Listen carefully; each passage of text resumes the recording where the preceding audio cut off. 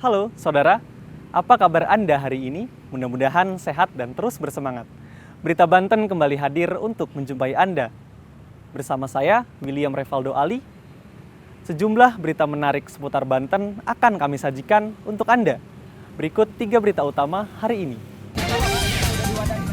Hilang kendali motor tabrak jembatan.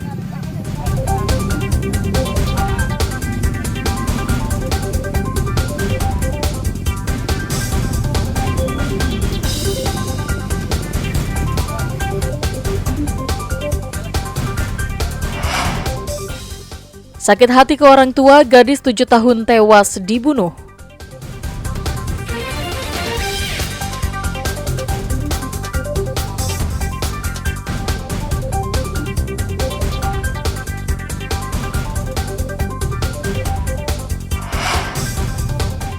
Laga Indonesia versus Korea Selatan membawa berkah bagi penyedia jasa sewa Infocus.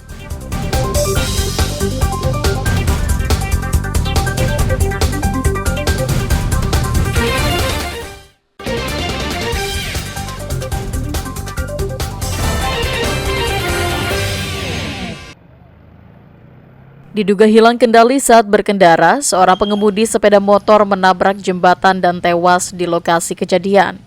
Kecelakaan tersebut terjadi di Jalan Raya Labuan Pandeglang, tepatnya di Desa Mandalasari, Kecamatan Kaduhejo, Kabupaten Pandeglang.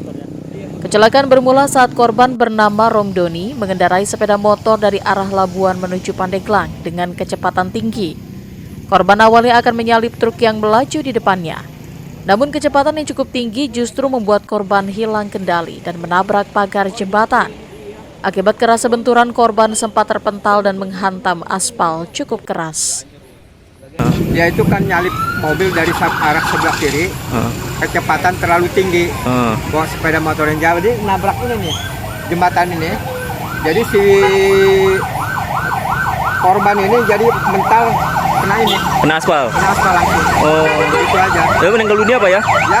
Meninggal dunia ya? Langsung meninggal. Berapa orang Pak? Ya? Berapa orang?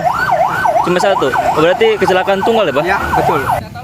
Polisi yang datang ke lokasi langsung mengevakuasi kendaraan dan membawa jenazah korban ke Rumah Sakit Berkah Pandeglang untuk kepentingan identifikasi. Ariel Maranus dan Andre Sopian melaporkan dari Kabupaten Pandeglang. Sempat dikabarkan hilang setelah berpamitan bermain dan dilakukan pencarian selama 8 jam, Evi, gadis kecil yang belum genap berusia 7 tahun, ditemukan warga di bawah meja yang ditutupi terpal tidak jauh dari rumah korban di Desa Cengklong, Kecamatan Kosambi, Kabupaten Tangerang. Tangisan histeris keluarga tak terbendung saat melihat korban sudah tidak bernyawa.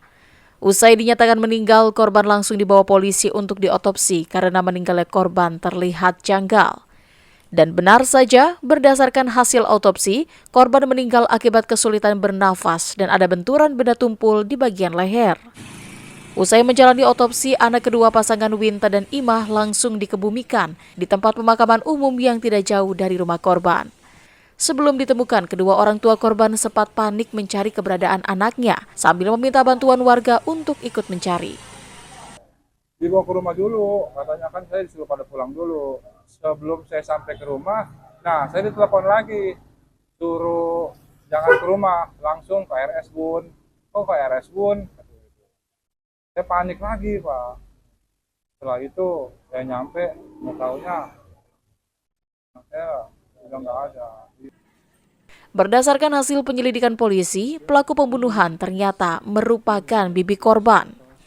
Pelaku mengaku membunuh korban karena sakit hati, tidak diberikan pinjaman uang sebesar Rp300.000 oleh orang tua korban.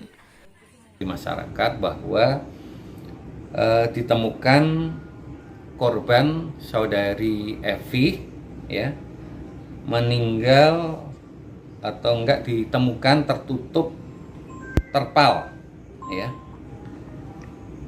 tidak jauh dari rumahnya ya.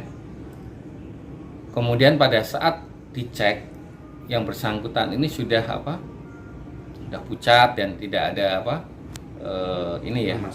lemas kan gitu. Dan pada saat itu kita belum bisa nyatakan bahwa yang bersangkutan itu sudah meninggal karena kita butuh keterangan dari dokter. Kemudian dari warga yang menemukan akhirnya dibawalah ke rumah sakit Bun yang ada di daerah Teluk Naga. Kemudian pada saat datang setelah dicek ternyata sudah tidak ada nadinya. Atas perbuatannya, pelaku dikenakan pasal 338 tentang pembunuhan dengan ancaman kurungan 15 tahun penjara.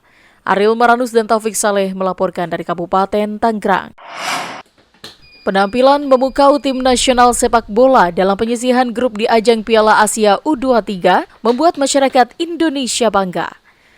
Pasukan Garuda Muda berhasil mengalahkan Australia dan Jordania dalam babak penyisihan grup. Dalam babak 8 besar, Timnas U23 akan berhadapan dengan Timnas U23 Korea Selatan. Lolosnya Timnas ke babak 8 besar ini pun berdampak terhadap pemilik jasa penyewaan Infocus yang akan digunakan untuk nonton bareng atau nobar. Seperti yang dialami oleh Muhammad Budi, salah satu pemilik jasa penyewaan Infocus Kota Serang. Sejak digelarnya Piala Asia, jumlah penyewa Infocus miliknya meningkat drastis. Bahkan menjelang laga Indonesia melawan Korea Selatan, sudah ada 15 Infocus yang sudah disewa untuk digunakan nonton bareng. Meski permintaan meningkat, namun harga yang ditawarkan tetap normal, yakni berkisar antara Rp250 hingga Rp800.000, tergantung ketajaman gambarannya. Tidak hanya Infocus, di tempat ini juga menyewakan layar Infocus dengan ukuran 2x3 dan 3x4 meter. Untuk saat ini sih alhamdulillah banyak karena menjelang nonton Piala ASEAN ya gitu dia, jadi banyak yang booking ke sini alhamdulillah, apalagi nanti tanggal 26 itu mau ada kenaikan. Nah, itu sudah banyak yang masuk. Udah banyak yang booking ya? Sudah. Untuk unitnya sendiri emang ada berapa Mas di sini? Sekitar ada ya puluhan ke atas lah. Untuk yang udah booking sendiri untuk Jumat besok udah ada berapa? Sudah ada hampir 10 sampai 15 lah. Sudah itu untuk nobar di kampungnya sih katanya mungkin. Untuk harga sendiri berapa Mas? Untuk price-nya itu ada yang di 250.000, itu untuk di lumen di bawah. Untuk di 3.000 lumen. Nah, kalau untuk yang 5.000 lumen itu di harga 700 sampai 800. Itu belum termasuk kalau misalkan ada screen-nya, kita ada juga screen per paket bisa. Jutaan warga Indonesia berharap kepada para pemain U23 asuhan Sinteyong bisa memenangkan laga pertandingan melawan Timnas Korea Selatan agar bisa menorehkan sejarah lolos ke babak semifinal Piala Asia 2024. Ariel Maranus dan Ganis melaporkan dari Kota Serang. Kabel semrawut hingga saat ini masih menjadi permasalahan, terutama di daerah perkotaan. Bahkan kabel yang dipasang di jalan raya ini terkadang menyebabkan kecelakaan, bahkan sempat memakan korban jiwa. Mengantisipasi permasalahan tersebut, Pemkot Tangerang Selatan akan melakukan penataan agar pemasangan kabel lebih rapi dan tidak membahayakan warga. Penataan kabel tersebut berdasarkan Peraturan Wali Kota Tangerang Selatan Nomor 47 Tahun 2019 tentang penataan dan pengendalian pembangunan menara telekomunikasi dan jaringan kabel udara. Pemkot langsung memutus kabel menjuntai yang dianggap bisa membahayakan pengguna jalan. Sebelum dilakukan pemutusan, pihak Pemkot juga sudah melakukan sosialisasi kepada pihak operator agar mengganti kabel udara dengan kabel optik yang tertanam di bawah tanah.